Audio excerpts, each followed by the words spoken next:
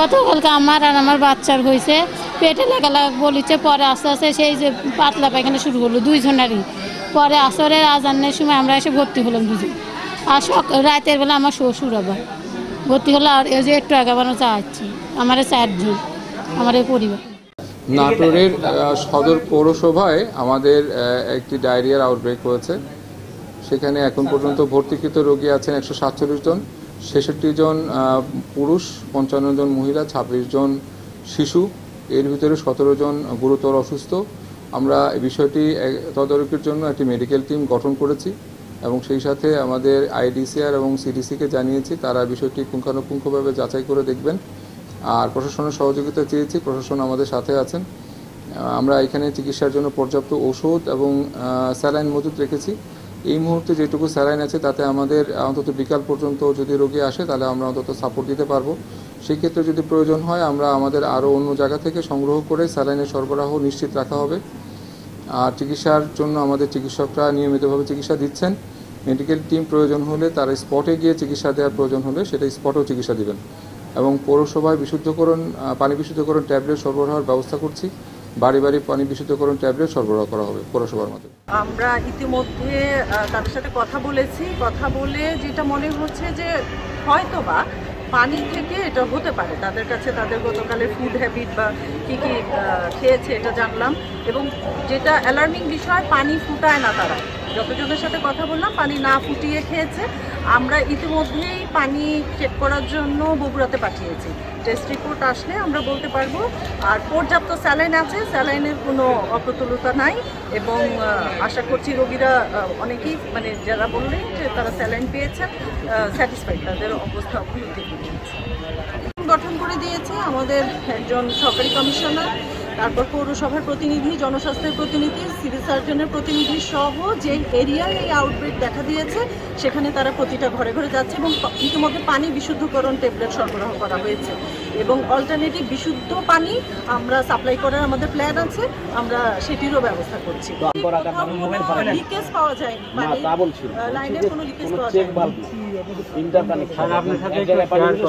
না। আমরা আপনাদের কাছ থেকে এই বিষয়টা জানলাম। আমরা এটা চেক করে দেখছি যে চেক ভালভের ইস্যুটাই কি এটার কারণ। আর এছাড়া পানি ফুটিয়ে খাওয়ার তো একটা বিধান আছে। আমরা তো বলি যে সমস্ত পানি ফুটিয়ে খেতে হবে, সাপ্লাই পানিটা ফুটিয়ে খাই আমরা ইউজুয়ালি। এটাও একটা সচেতনতা ইস্যুটা আমরা এখন তদন্ত করে আমরা পৌরসভা পানি খাই হচ্ছে। আসলে আমাদের পৌর এলাকায় সমস্ত পানি সরবরাহ করা হয় 11টা পাম্পের মাধ্যমে। আমরা ওভারের ট্যাঙ্কের মাধ্যমে কোনো পানি সরবরাহ করি না। 11টা পাম্পের মাধ্যমে সরাসরি পানি উত্তোলন করিয়ে আমরা সরবরাহ করি। তো এই পানি যদি সমস্যা হয় তাহলে আমার সারা পৌর এলাকায় হওয়ার কথা, কিন্তু একটা সার্টেন এলাকায় হয়েছে, একটা এলাকা হয়েছে। এই বিষয়টা নিয়ে আমরা কাজ করছি। ইতিমধ্যে আমরা পানির স্যাম্পলগুলো সংগ্রহ করছি। রাজশাহীতে জনস্বাস্থ্য প্রকৌশল অধিদপ্তরের মাধ্যমে রাজশাহীতে পাঠানোর জন্য আমরা স্যাম্পল গ্রহণ করছি। বাসায় পানি খাওয়ার পরে মনে করেন যে অসুস্থ হয়ে গেছি, তারপরে সদরে নিয়ে এসে আমাকে ভর্তি করে। তারপরে এখানে থাকতে থাকতে যাই হোক চিকিৎসা করার পরে আমার ছেলে অসুস্থ হয়ে যায়, যাওয়ার পরে বমি করতেছিল, পাতলা পায়খানা। পরে আমার ছেলেকেও এখানে ভর্তি করা হয়েছে, করার পরে এখানে চিকিৎসা করতেছে। আমাদের এলাকায় আপনার 1-150 মানুষজন হয়েছে কি সবাই পানি খাওয়ার পর থেকে আপনার এই পাতলা পায়খানা, কারো পেট খারাপ হচ্ছে, বাবু, ছেলের, বৃদ্ধ সবারই।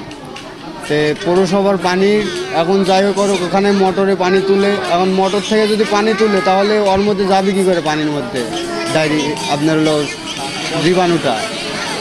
তো যাই হোক বলা হলো ওনাকে, ওরা বলছে যে এগুলো কিছুই না, এগুলো একটা অভাব বা একটা এটাই বলে আইছে। তো মেলাজনই বললো এলাকার, তো ওরা কোনো গায়ে গুরুত্ব দিচ্ছে না। ডায়রিয়া সমস্যাটা যে হয় এটা অস্বাভাবিক কিছু না, কিন্তু পরবর্তীতে দেখছি যে ওরা ওষুধ খাওয়ানোর পরেও ভালো হচ্ছিল না, যার কারণে আমি সকালবেলা নিয়ে এসে ভর্তি করে এসেছি। ভর্তি করার পর দেখতেছি যে এই ওয়ার্ডের আমাদের 2 নং যে ওয়ার্ডে আছে, 2 নং ওয়ার্ডের প্রায় 100 থেকে 150 প্লাস নারী, শিশু, পুরুষ তারা এখানে ভর্তি হয়েছে ডায়রিয়ার কারণে। তো যতটুকু শুনলাম যে সাপ্লাই পানি যারা খাচ্ছে সেই পানিটা খাওয়ার কারণেই আমরা যেটা মনে করতেছি যে এই সমস্যাটা হচ্ছে, ডায়রিয়া সমস্যাটা। ডায়রিয়ার পাশাপাশি বমিও হচ্ছে। তো আমি চাবো অতি দ্রুত যেন এটা প্রশাসন বা যারা এই দায়িত্বে রয়েছেন তারা যেন খুব দ্রুত এই বিষয়টা সমাধান করেন এবং অস্থায়ী একটা ক্যাম্প যেন অবশ্যই ঝাউতলা মোড়ে এবং 2 নং ওয়ার্ডে যেন তারা এটা একটা ব্যবস্থা করেন, যাতে করে মানুষ খুব দ্রুত এরকম পায়, আপনার চিকিৎসা পায়। আমরা এই দাবিটা জানাচ্ছি প্রশাসনের কাছে।